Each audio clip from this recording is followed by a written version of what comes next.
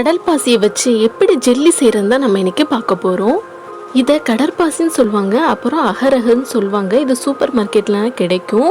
குழந்தைங்களுக்குன்னா jelly கடையில் வாங்குறத விட நீங்கள் வீட்டிலேயே இதே மாதிரி ஜெல்லி செஞ்சு கொடுத்தீங்கன்னா அவங்க விரும்பி சாப்பிடுவாங்க. அதே மாதிரி இது ரொம்ப உடம்புக்கு நல்லது, உடலுக்கு நல்ல குளிர்ச்சியை தரும். இந்த கடற்பாசி ஜெல்லி செய்கிறதுக்கு ஃபஸ்ட்டு ஸ்டவ்வை ஆன் பண்ணி ஒரு பாத்திரத்தில் தண்ணி வச்சு லைட்டாக சூடு வரவும் நீங்கள் அதில் கடல் பாசியை போட்டுக்கோங்க.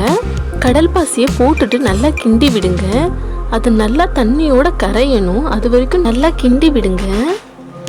பாருங்க, நல்லா கடற்பாசி கரைஞ்சிருச்சு. இந்த டைமில் நீங்கள் இதில் சுகர் ஆட் பண்ணிக்கோங்க. உங்களுக்கு தேவையான அளவு இதில் சுகர் ஆட் பண்ணிக்கோங்க. சுகர் நல்லா கரையிற வரைக்கும் நீங்கள் கலக்கி விடுங்க. இப்போ பாருங்க, சுகரும் சரி கடற்பாசியும் சரி நல்லா கரைஞ்சிருச்சு. இந்த டைமில் நீங்கள் இதில் மில்க் ஆட் பண்ணிக்கோங்க. நீங்கள் பசும்பால் ஆட் பண்ணுங்கள், அதுதான் ரொம்ப நல்லது. பாக்கெட் பால் தவிர்த்துக்கோங்க. காய்ச்சின பால் தான் இதில் ஆட் பண்ணணும்.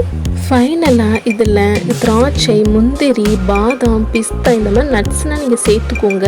உங்களுக்கு என்ன நட்ஸு பிடிக்குமோ அதை நீங்கள் இதில் ஆட் பண்ணிக்கோங்க.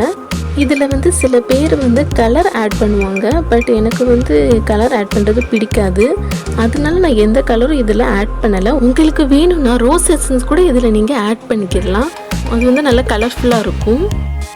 அவ்வளவுதான், நீங்கள் ஸ்டவ்வை ஆஃப் பண்ணிடுங்க. ஆஃப் பண்ணிவிட்டு நீங்கள் அதை ஒரு தட்டில் ஊற்றி வச்சுருங்க.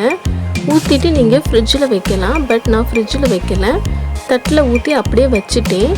1 ஹவருக்கு அப்புறம் பார்த்தா அது நல்லா ஜெல்லி மாதிரி கட்டியாக ஆயிரும். இதை நீங்கள் உங்களுக்கு பிடிச்ச ஷேப்பில் கட் பண்ணி சர்வ் பண்ணலாம்.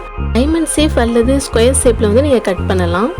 சப்ஸ்கிரைப் பண்ணாதவங்கன்னா சப்ஸ்கிரைப் பண்ணி வச்சுக்கோங்க. அப்படியே பக்கத்தில் உள்ள பெல் பட்டனை கிளிக் பண்ணி ஆல்னு கொடுத்துக்கோங்க. அப்போ தான் நான் எப்போனா வீடியோ அப்லோட் பண்ணுறேனோ அப்போ உங்களுக்கு நோட்டிஃபிகேஷன் வரும். தேங்க்யூ.